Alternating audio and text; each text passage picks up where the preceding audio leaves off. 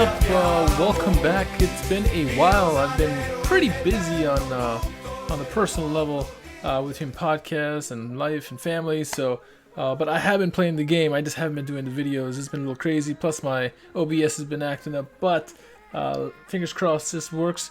It's been a crazy ride, and things have come to its final.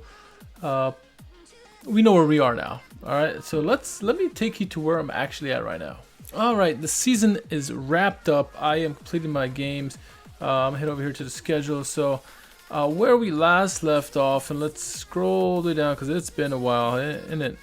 So last where we left off, we lost 2-0 to Brescia and then 1-1 to Empoli. And so at that point, we were struggling in the table. We bounced back with 4 good results, I think. 2 wins and 2 draws. We got back up in the top spot, and then we went to Udinese, who was the top of the table at the time. Drew them. They lost to Salernitana, and then we kind of struggled on the way since then. 2 big losses, I think, for me. Salernitana losing 1-0 and Livorno losing 2-0 at homes really clinched my faith this season. Yeah, we ended the season with 3 wins, but take it to the table. And we miss out on promotion by freaking 10 goal differential. Tied with Udinese on points.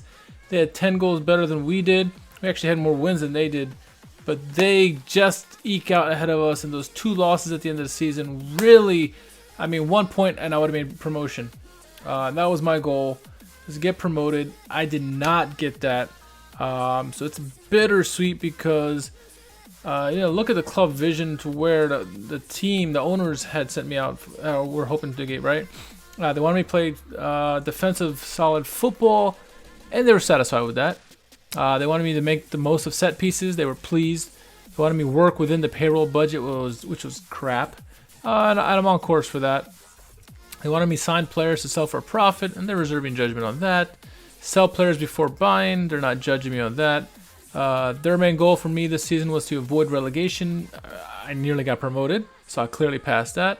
And then the Coppa Italia, they wanted me to make the second round minimum, and I did not get that. So overall, they gave me an A+. They're delighted with the club's Italian B performance, pleased with my level of support in the squad, happy with the positive atmosphere in the locker room. They are very disappointed in my loss to Salernitana, which probably sealed my fate this season. But to go back again, look at this. Brescia won the league on 74 points, followed by Empoli at 73. We tied with Udinese at 71, but the goal differential is the big thing there. 31 goals for Udinese, 21 for me. That really sealed my fate. My lack of defense really hurt me there. And so I was disappointed because I was hoping to go to Serie A straight from Serie D, but that did not happen, did it? I'm looking at players of the season. Cosimo Marco Di Gracca from Brescia. He won Player of the Year at 20 years old. I thought Luigi Mendola should have got it. But look at. You really can't argue with it. Look at 24 goals, 4 assists. That's pretty good stuff. Davide Agazzi, midfielder, got 0 goals, 3 assists, and he somehow finished second. Luigi Mendola, 7 goals, 7 assists. My guy finished third. And that's for Player of the Year winner. The players' Player of the Year, voted by the players, obviously Cosimo Marco Di Gracca with those statistics. He was number 1. Luigi Mendola came at number 2 for me, and then a Serie A actually player in real life, Dusan Vlahovic, comes in at 3rd with 16 goals, 5 assists. It's a pretty good season for that striker. Manager of the Year, a bunch of names are up for the running, but Giuseppe Iacchini and Andrea Mandrolini were some of the big names on that. I did not get it somehow. I do not understand that, so I abstained from voting. Players of the season, I had 2 guys. I had Eduardo Lancini, my center back, and Luigi Mendola, my midfielder. Then Serie B awards, goalkeeper of the year. My guy did not make in the running. Defender of the year, I had nobody there either as well. Midfielder of the year, my guy came in second, and then striker of the year, I had nobody in there as well. So, I'm a bit upset with this. Some news that came out towards the end of the season. A couple seasons ago, a rumor happened that someone was going to take over Palermo, and then it kind of disappeared for a season or two. The last couple weeks, a lot of rumors have been flying through here, so I'm hoping I get a new owner because looking at the budget for next season already, so they said they're going to give me only a budget of 1,000 euros or 1,000 euros for the year. I can't get me anything.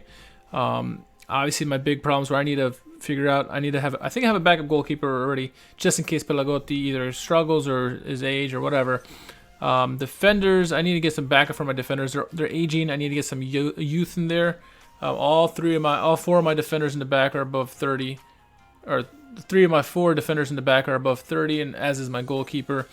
I was leaking a lot of goals this year, so that I gotta fix that defense. Midfield's pretty solid. My strikers I need to figure out there, but my youngster who I had on loan at Messina, he had 24 goals this season, I think. So I'm gonna bring him back and pair him up with Raimondo Lucera going to next season. Hopefully that can take me to the top there. But let's look at the squad here and look at their statistics. So most appearances in my squad. Tino Pirello, that's the guy I'm going to bring up who was on loan. 24 goals, 3 assists this season with a rating of 7.32. Fantastic. On my team, Luigi Mendola had the most appearances, as did goalie Alberto Pelagotti. Most goals on the team, obviously Pirello, I told you, on loan, but on the immediate club, Raimondo Lucera, 11 goals, as did Ismet Senani. Well, I'm going to try to relegate to the bench for Pirello. After that, Luigi Mendola, Crivello, and really the goal scoring, while I had many guys, it's far less than I'm used to. Looking at assists, my top assist man again was Roberto Crivello, my left back, followed by Luigi Mendola, and then Raimondo Lucera and Nikola Zalewski. So my 10 spot really didn't do much for me this year. 3 goals, 4 assists. I'm going to have to upgrade him. Maybe give Abubakar Sakwa a starting role for good. Let's see if I can see his numbers here anywhere. Oh, there he is. 3 goals and assists. So he did that great. I mean, maybe that's for somewhere I need to upgrade to. So, chances created overall. The most was Roberto Crivello, my left back. My Trecartista is up there, but really it's not good enough, I think. Players of the match. Tino Pirello on loan had the most. My guy on my team, Luigi Mendola, had the most for me, 6. Let's see. Let's do yellow cards. Who had the most yellow cards? I usually get a lot of these, and this year they weren't that much. David Wieser, Eduardo Lancini, Roberto Crivello, and yeah, those 3 had 10, and then Andrea Accardi had 9. Red cards, I had a bunch of red cards this year. That's atypical of me. Di Maio, Togna, Tabettini, and Accardi all had reds, and my highest rated players, Nicolo Di Maio, who I may start going forward as well. Obviously, Tino Pirello, I just mentioned. Luigi Mendola, obviously. Lancini, Sinani, and David Wieser all were above 7. And then one who was really close is Roberto Crivello. So, overall, it's a decent season. I mean, I can't be too angry that we came from Serie C and finished in 4th. But it sucks. I mean, I tied Udinese, and they beat me based on goal differential. And let's look at head-to-head against Udinese this year. The first time I played them, I drew them 1-1, and then I obviously drew them again on the second game. So we were even Stevens there against the top 2 teams in the league. I lost to Brescia once. I lost to Brescia twice. I beat Empoli the first time, and did I play Empoli again? And I drew them the second time. So I had decent numbers against the top. Brescia, they beat me. Those 6 points I lost out there, or those 2 extra points I could have had if I drew them, could have made a difference as well. So I mean, I can nitpick about where I did well, where I did not, but it's going to be interesting going into the next season. I don't know what to expect, honestly. I could lose some guys. I know some Serie A managers are sniffing around at Luigi Mendola and Raimondo Lucera. I'm curious to see if any of my guys bolt. At least for Serie B, we did well. We're going to be one of the favorites next season, but I'm going to have to bolster the team up, get some more depth, because I had a lot of injuries going down the stretch too. So the fact that I did get 3 wins to end it, but Livorno lost, and the Salernitana, who were mid-table at the time, I lost to them. Those really hurt me a lot.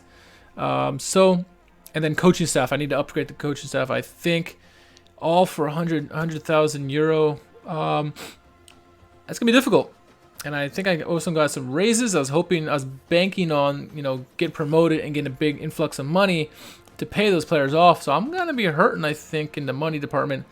It's going to be interesting going next season. But, let me get through some of the off season, and any big news happens, we're going to get the next video here, but we're going to try to get the next one out here as soon as possible. My schedule's slowed down a lot since the last week or so. I've been on Sky and all this other stuff, so for my podcast. So anyway, that'll wrap up this episode. A fairly quick one compared to how other games, because there's no games being played. Thank you for joining along. Thank you for bearing with me through the absences. But we'll be back soon. And if you haven't done so yet, please subscribe to the page, leave comments. And as always, you can follow me at my podcast. Both Serie A Sit Down and Schalke America can be found on Twitter, Instagram, Facebook, as well as you can listen to on SoundCloud, Stitcher Radio, Apple Podcasts, anywhere that streams music. So thank you, and we'll catch you on the next episode.